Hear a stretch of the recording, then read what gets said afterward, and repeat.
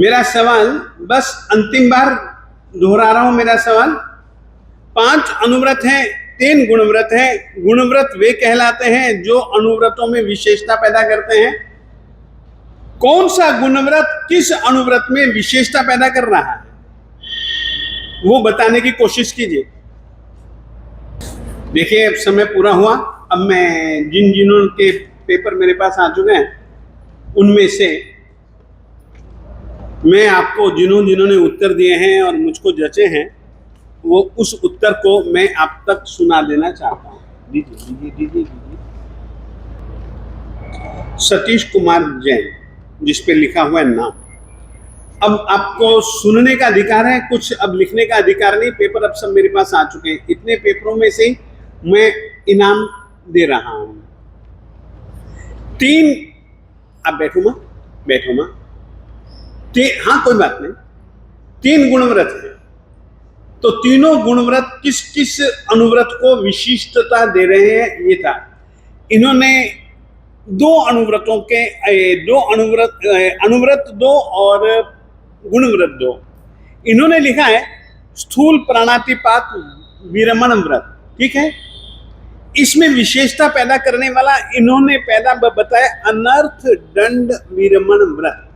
मैं इनको आमंत्रित करता हूं मंच पर आए और समझाएं कि किस तरीके से अनर्थ दंड विरमण व्रत प्राणातिपात स्थूल प्राणातिपात विरमण व्रत में किस ढंग से विशेषता पैदा करता है। तो अनर्थ दंड मींस जिसका कोई कसूर ही नहीं है, जिसका कोई बिल्कुल जैसे केंद्रीय जीव है जिनका कोई कसूर नहीं है, लेकिन हम घास पे चलते हैं, उनको जो है मतलब मर जाते हैं, हमें ध्यान ही नहीं होता कि हम मार रहे हैं। फिजूल में पानी को जो है यूज करते हैं, फिजूल में पंखे चलाते हैं वायु पाई में, और फिजूल में जो हम जो है लाइट जला देते हैं। तो इन चीजों का जो हम है वो इनको त्याग करना चाहिए ताकि हमारा जो पहला जो है हमने जो प्रक्रिया है वो सुदृढ़ हो सके, अच्छा हो। बहुत सुंदर, ताली बजा करके स्वागत किया जाए। नहीं अरे तू उठ यार, तू बड़ा आदमी अपने में सबसे बड़ा फिर तो इन्होंने 3 सवालों में से 2 का उत्तर दिया।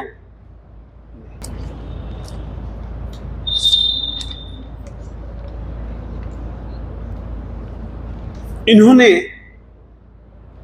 3 अनुव्रतों को 3 गुणव्रतों के साथ जोड़ा है और बहुत अच्छा प्रयास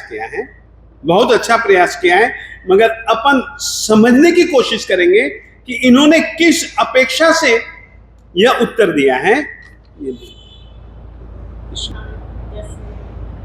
आप बिल्कुल ठीक लिखा है आपने उत्तर। आपने 100% नहीं, 100 में से हम आपको 125 नंबर देते हैं, परंतु अब समझाना तो पड़ेगा ताकि कहीं अटकल ना हो, बस और कुछ नहीं।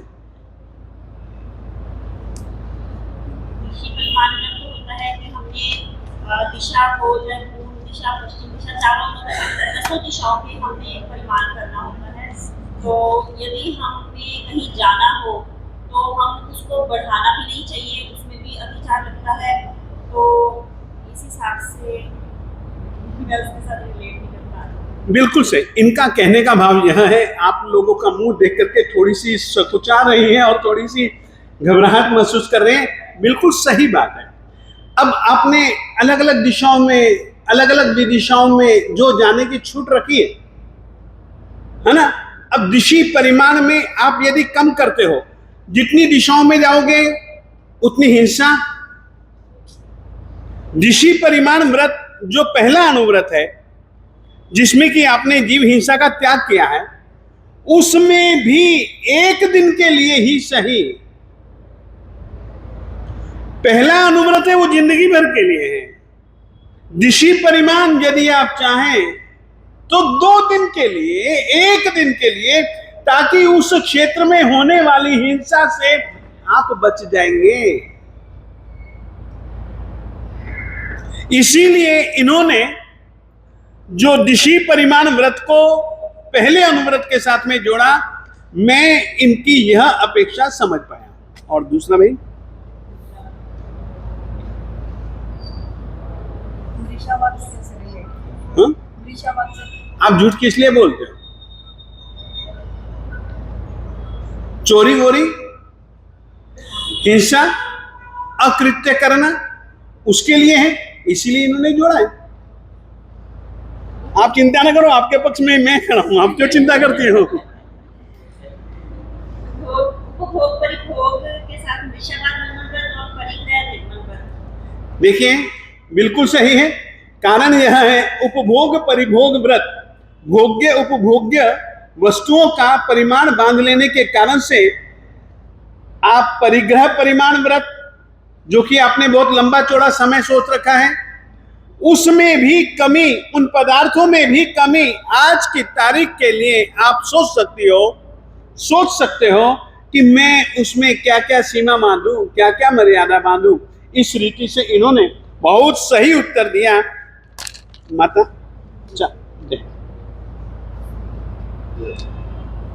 ये भी रहे। ताड़ी बजा करके कृपया सबका अनुमोदन तो करना पड़ेगा। इन्होंने समझा है निश्चय।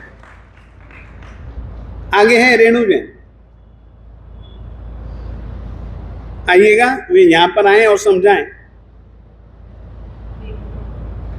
बहुत सुंदर, तो ये समझा नहीं पा रहे, बहुत अच्छी बात है बहन, बहुत अच्छी बात है। अब देखिएगा, मैं बोलता जाता हूं, यानी कि आप लोगों ने जो लिखने का प्रयास किया है, अनर्थ दंड, जीव हिंसा स्वरूप कार्यों का त्याग, बिल्कुल सही। यानी कि अहिंसा अनुव्रत से, पहले अनुव्रत से यह संबंध रखने वाला है, क्योंकि अनर्थ दंड, दंड का मतलब ही हिंसा होता है।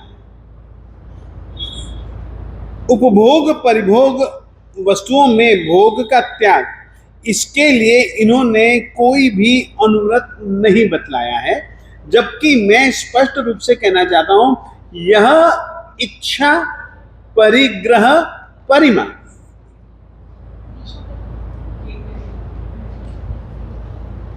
इच्छा परिग्रह परिमा, तो यानी कि उपभोग्य और परिभोग्य वस्तु उसके साथ में तालमेल खा दिया। चलो, इन्होंने दिशा परिमाण,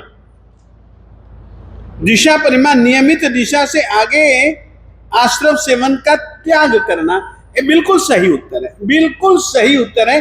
हम ये उत्तर देने वाले हैं भैया रमेश, इसीलिए तो मैं इनाम दे रहा हूं, और लायक बनने की कोशिश करो। देखिएगा, ये कागज है किसी का, ऋतु जैन, स्थूल अदत्तादान विरमन व्रत, उसके साथ में उन्होंने गुणव्रत बतलाया है, अनर्थ दंड विरमन व्रत। तालमेल खाता है कहीं?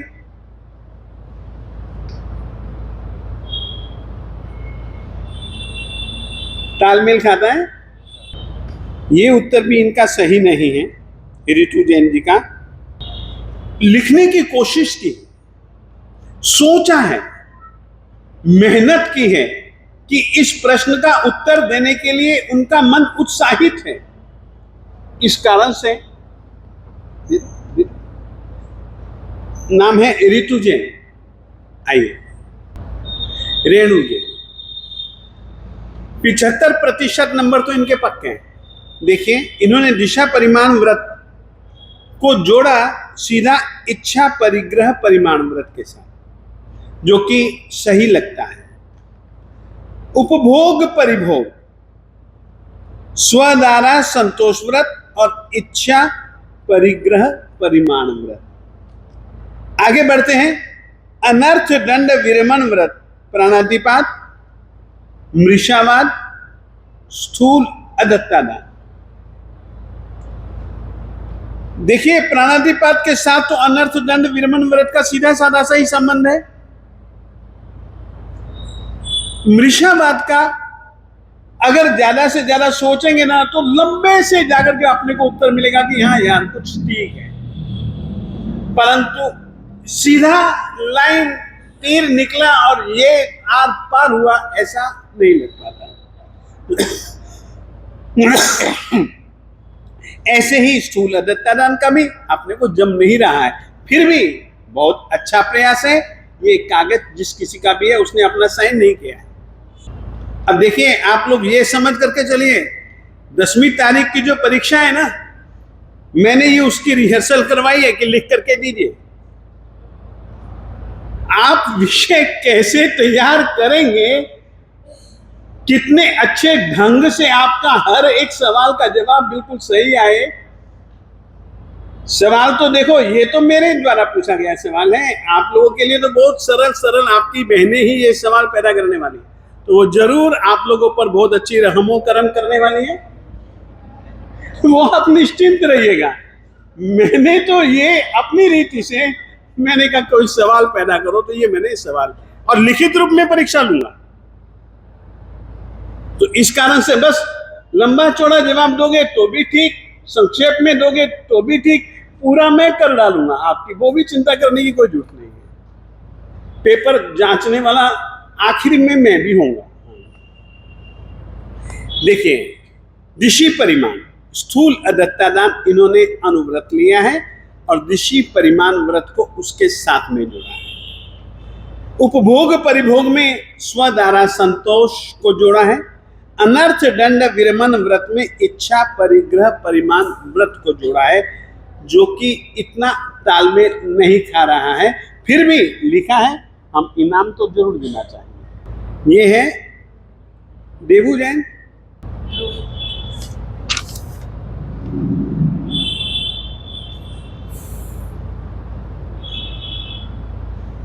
तीन में से 2 उत्तर बिल्कुल सही। इच्छा परिग्रह और उसके साथ में अनुव्रत में उपभोग परिभोग सही। स्थूल प्राणातिपात में विशेषता पैदा करने के लिए अनर्थ दंड विरमण व्रत बिल्कुल सही। स्वदारा संतोष के साथ में दिशी परिमाण बिल्कुल गलत। ये जिस किसी का भी है, नेमचंद जैन। दिशी परिमाण, दिशी परिमाण के साथ में इन्होंने उपभोग परिभोग इसको भी जोड़ा है, इसको जोड़ा है। और अनर्थ दंड को भी, अनर्थ दंड दिशा की भी मर्यादा का निर्धारण करना, भोग और उपभोग की वस्तु का त्याग का निर्धारण करना, ये भोगोपभोग परिमाण व्रत है। बिना किसी प्रयोजन के जीव हिंसा स्वरूप कार्यों का त्याग करना अनर्थ दंड विरमण है। परंतु अपना सवाल था कि किस अनुव्रत में कौन सा गुणव्रत किस रीति से विशेषता पैदा कर रहा है, फिर भी कोशिश पूरी है। अपन लोग इनको भी भैया को इनाम देंगे।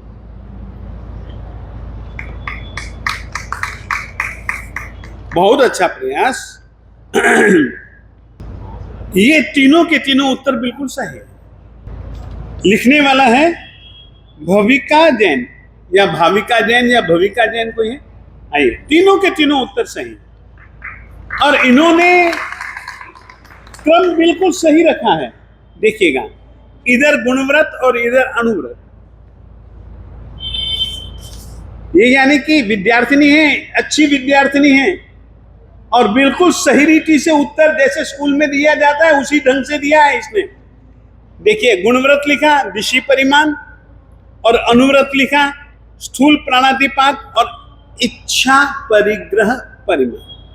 दिशी परिमाण का संबंध बिल्कुल समझ आएगा। उपभोग परिभोग, वस्तु बिना पूछे बिना मालिक की इजाजत लिए आदमी जो लेता है। स्थूल अदत्तादान वो उपभोग्य परिभोग्य वस्तु का ही ग्रहण करता है। अनर्थ दंड ये गुणव्रत है और सीधा स्थूल प्राणातिपात विरमण के साथ संबंध रखता है। इन्होंने तीनों उत्तर सही दिए। 3 डब्बे दे दे, 3 डिब्बे दे दे बस। बहुत अच्छा भाई।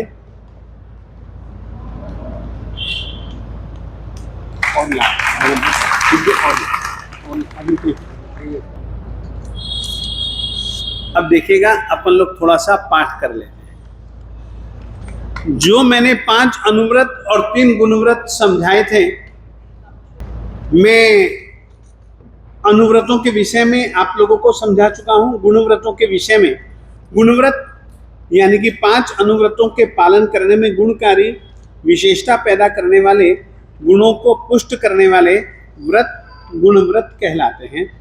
वे 3 हैं। दिशि परिमाण व्रत 6 अर्थात पूर्व, पश्चिम, उत्तर, दक्षिण, ऊर्ध्व और अधो दिशाओं में गमनागमन की मर्यादा करना एवं नियमित दिशा से आगे आश्रव सेवन का त्याग करना, यह दिशि परिमाण व्रत है। समझ गए सभी जन? बहुत सरल है ये तो। उपभोग परिभोग परिमाण व्रत, उपभोग अर्थात जो एक ही बार भोगी जा सकती है, एक ही बार भोगी जा सकती हैं, ऐसी वस्तुओं का उपभोग्य कहा जाता है। और वस्त्र, माला आदि जिन वस्तुओं का बार बार भोग किया जा सकता है, ऐसी वस्तुएं परिभोग्य कहलाती हैं। उपभोग्य और परिभोग्य वस्तुओं के भोग उपभोग का त्याग करना, उसमें परिमाण निश्चित करना, यह उपभोग परिभोग परिमाण व्रत कहलाता है। समझ गए सभी जन? इसमें कोई खास कठिनाई जैसी चीज नहीं है। अनर्थ दंड विरमण व्रत, बिना किसी प्रयोजन के जीव हिंसा स्वरूप कार्यों का त्याग अनर्थ दंड विरमण व्रत कहलाता है।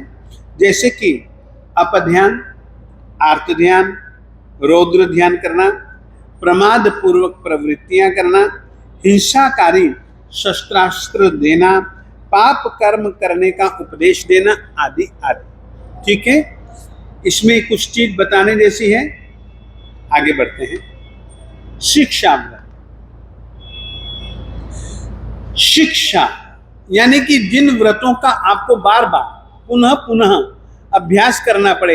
एक बार सामायिक लेने से सामायिक सिद्ध हो गई नहीं, ये तो बार बार करते रहनी पड़ेगी, तो जाकर के हम शुद्ध रूप से कभी सामायिक व्रत का सही ढंग से पालन कर पाएंगे।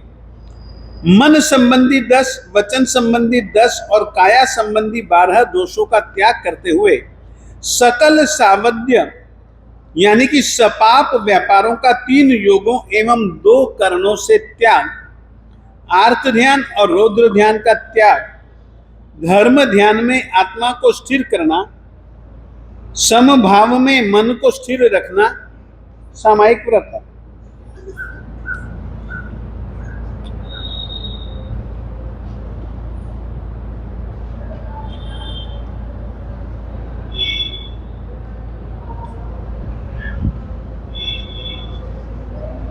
जो सामायिक अपन लोग 48 मिनट के लेते हैं, ये श्रावक श्राविकाओं के लिए, साधु की सामायिक, साध्वी की सामायिक, यावत जीवन तक की सामायिक एक ऐसा व्रत है जिसको स्वयं परमात्मा दीक्षा के समय स्वीकारते हैं और वे जिंदगी भर तक के लिए स्वीकारते हैं और जिंदगी भर तक निभाते हैं।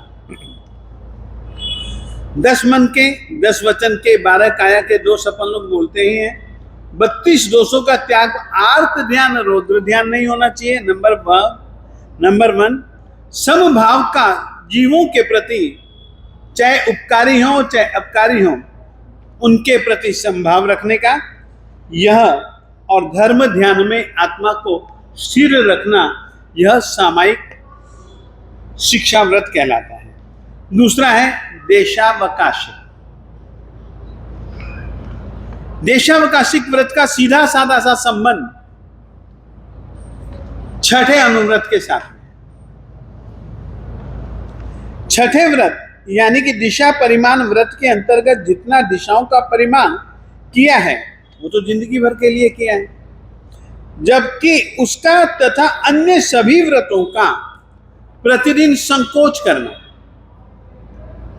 जैसे कि उदाहरण के बतौर पर आपने 5वां अनुव्रत लिया और देशावकाशिक व्रत के अंतर्गत आप उसका कैसे संकोच करोगे। जैसे कि आज का दिन मेरे लिए सामान्य है, मुझे किसी बाजार में जाना नहीं है, तो मुझको हार वार पहनना या कुंडल वुंडल पहनना या कंगन, सोने के कंगन पहनना, हार पहनना, चूड़ियां पहनना, सोने की मांग भरना हर रोज थोड़ी ना जरूरत है, जबकि आपने जो सोना की छूट रखी है उसमें इन सब आभूषणों की छूट रखी है, मगर आज तो मैं उसको छोड़ सकता हूं ना। ये छोड़ना क्यों है? एक बात याद रखिए, माइक का मैं उपयोग करूं या न करूं वो मेरी मर्जी पर है, मगर जो मैंने इसके मालिक से किराया निश्चित किया है वो तो मुझे देना ही पड़ेगा। मैं ऐसा नहीं कह सकता कि भैया मैंने तो ठीक है कहा था, परंतु मैंने तो इतने घंटे, अरे यार 120 दिन में से मैंने 20 दिन तक तो किया ही नहीं, 100 दिन किया है, और 100 दिन तूने तो पूरे के पूरे दिन का रुपया ले रहा है, जबकि मैंने तो केवल 1.5 घंटे प्रवचन देना, 2 घंटे प्रवचन देना, तो मैं क्यों तुझको पूरे दिन का दूं? ऐसा कहूं तो क्या चलेगा? छूट, इसका उपयोग तुम जी चाहे तब करो, जी चाहे उतना करो, तुम्हें पैसा तो जितना निश्चित किया उतना देना ही पड़ेगा। जिन चीजों का तुम उपयोग नहीं कर रहे हो मगर छूट है, तो उससे संबंधित भी आश्रव तुम्हारी आत्मा के साथ में जुड़ रहा है, इसीलिए नियम की जरूरत है।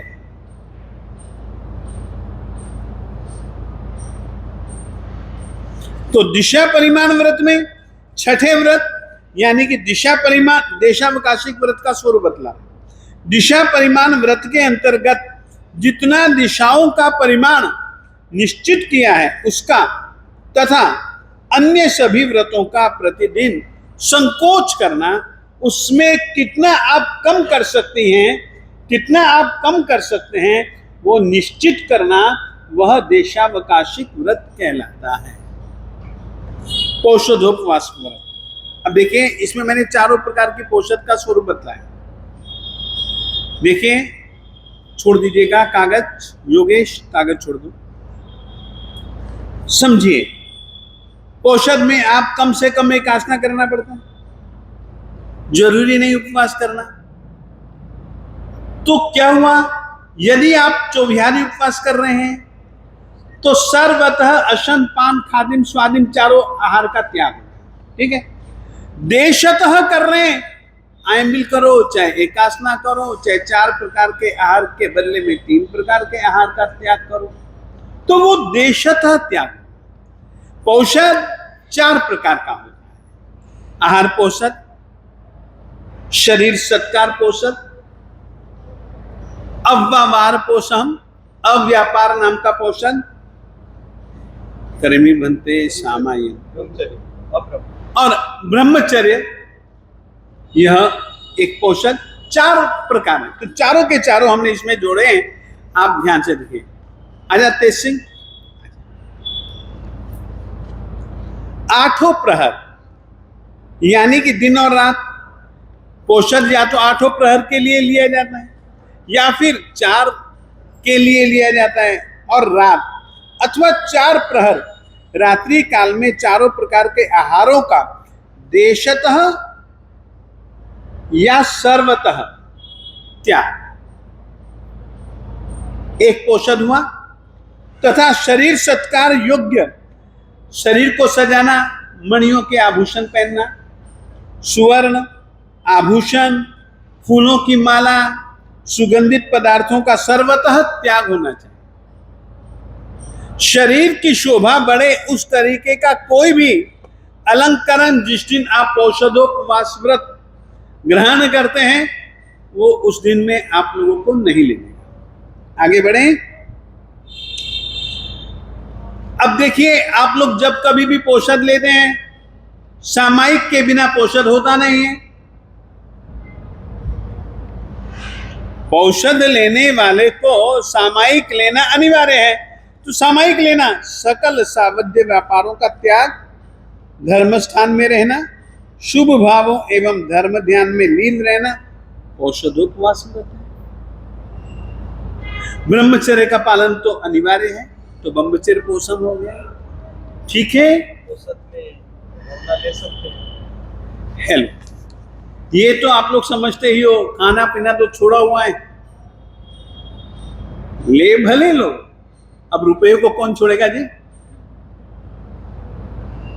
रुपये को कौन छोड़ेगा? ऋषभ छोड़ सकता है, साधु है। रुपये कौन छोड़ेगा? वो तो यही कहेगा कि चलो मैं पोषक पाल लूंगा ना, यहाँ रख जा। या तो थैली में डलवा लो। अच्छा, मुझे नहीं पता।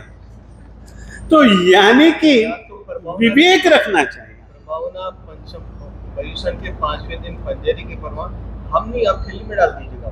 अच्छा, चलो वो बात जुदा है, परंतु मैं ये कह रहा, मैं तो केवल एक व्रत का स्वरूप बतलाना मेरा उद्देश्य है। सर इसको एक्सप्लेन करो तो पता तो चले नहीं यार कि पोषद में ये दोष लगता है।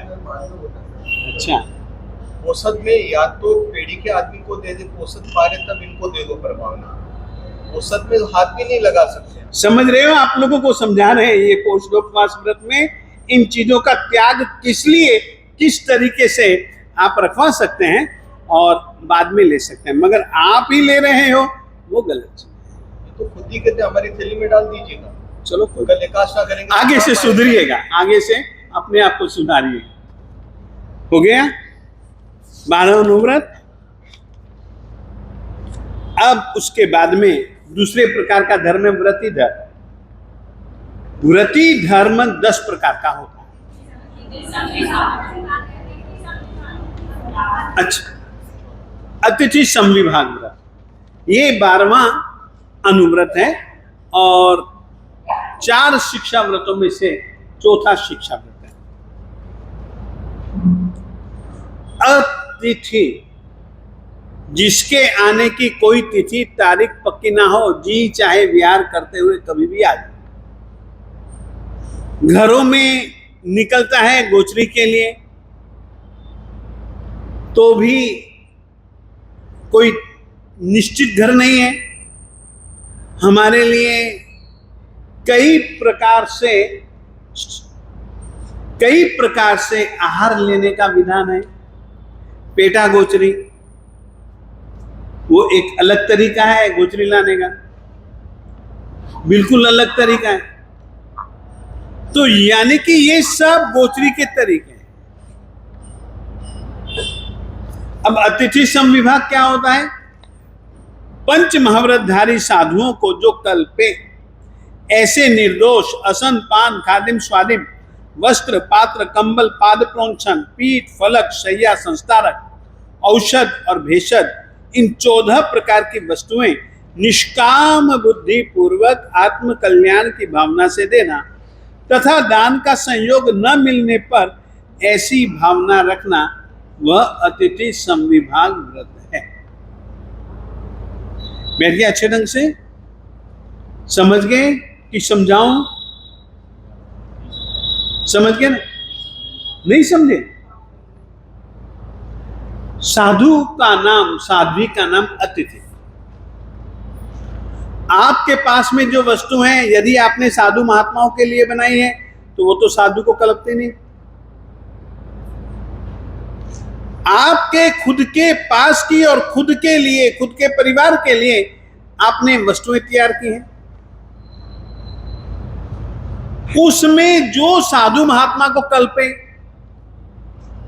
ऐसा अशन पान खादिम स्वादिम वस्त्र पात्र कंबल पीठ फलक शैया संथारक उस्त्रा, ये चीजें जो आपने अपने लिए बसाई हैं निस्वार्थ बुद्धि से गुरु जी के लिए उपयोगी है, साहिब लाभ दो, साहिब लाभ दो। कल्पे, अब कैसे चीज कल्पती है कैसे नहीं कल्पती है, आप लोगों को मैं एक छोटी सी बात कहूं।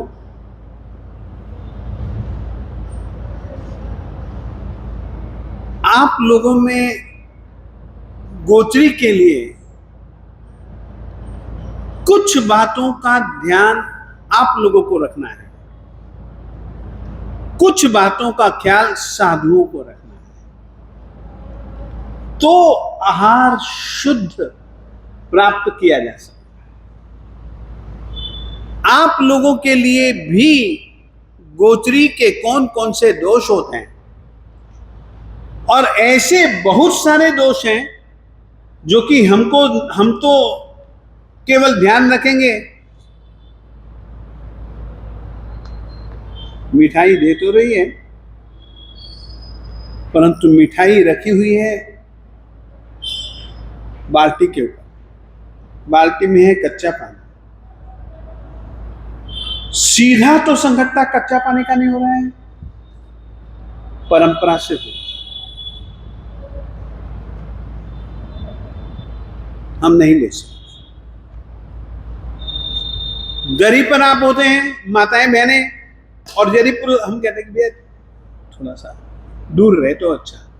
क्यों? परंपरा से संगठता स्त्री के साथ होता है, सीधा स्त्री को स्पर्श नहीं है, परंपरा से है। ऐसी बहुत सारी चीजें हैं महाराज। ये चीज देखो ना, और इधर से तुम रोटी सेक रही हो, गुरु जी को गरम गरम रोटी बना करके दे दें। साधु महात्मा अनजाना भी हो तो भी आप लोगों को नहीं देनी चाहिए। ऐसे बहुत सारे दोष हैं जो कि शुद्ध कल्प्य, इसमें देखिए हमने कल्प्य शब्द का प्रयोग किया है, देखिएगा, पंच महाव्रतधारी साधुओं को जो कल्पे,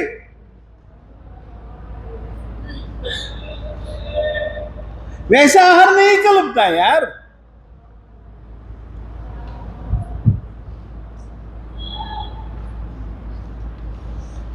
तो ये सब चीजें कुछ ऐसी हैं जो कि आप लोगों को भी ध्यान रखना है और हम लोगों को भी ध्यान रखना।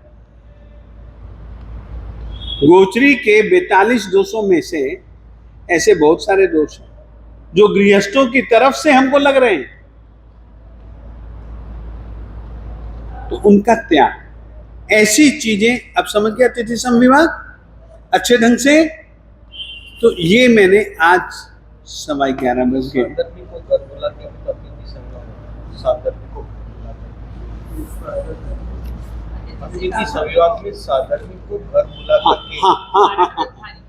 देखिएगा, मैंने इसमें बहुत संक्षेप से लिखा है। मैं आपको बहुत स्पष्ट कहूं, मेरे इसमें आप देखेंगे तो फाइल में तो बहुत कुछ मैंने लंबा चौड़ा लिखा है। मैंने तो यहां पर 35 दिनों में से तो 67 बोल पढ़ा देने थे, नहीं पढ़ा पा रहा हूं। देखिए ना, सारा दिन मैंने परीक्षा कैसे देनी है, आप लोगों को कैसे तैयारी करनी है, वो बताने में ही मैंने खर्च कर दिया आज तो सारा समय।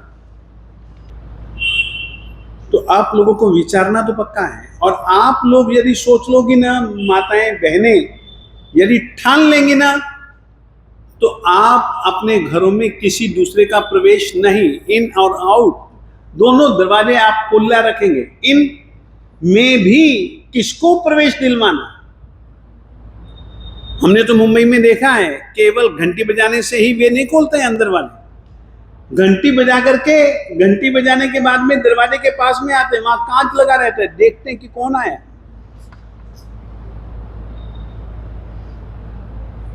फिर टेलीफोन करते हैं नीचे चपरासी को कि कोई किसको भेजा है तूने।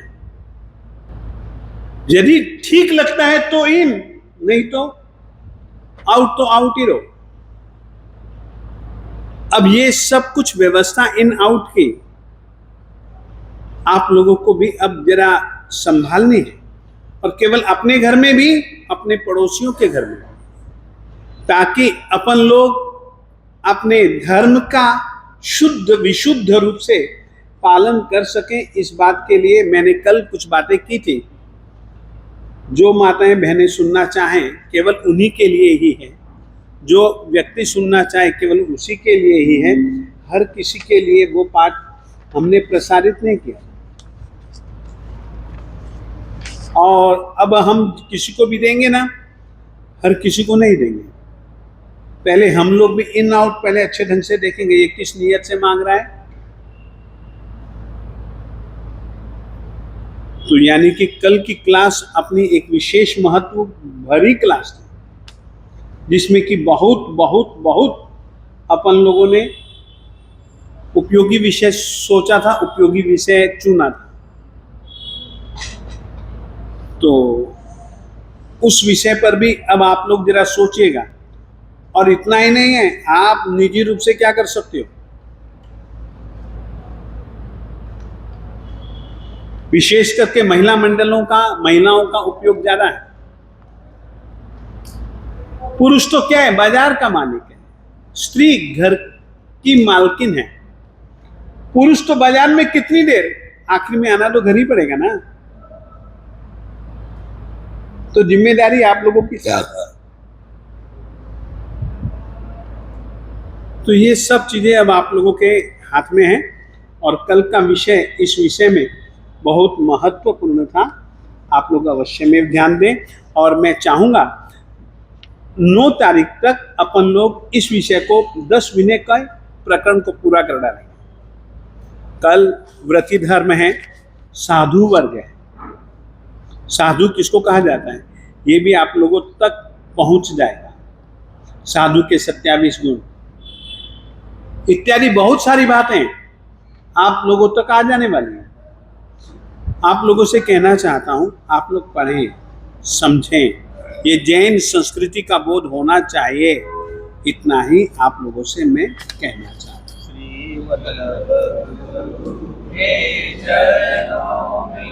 मैंने शीश नवाया।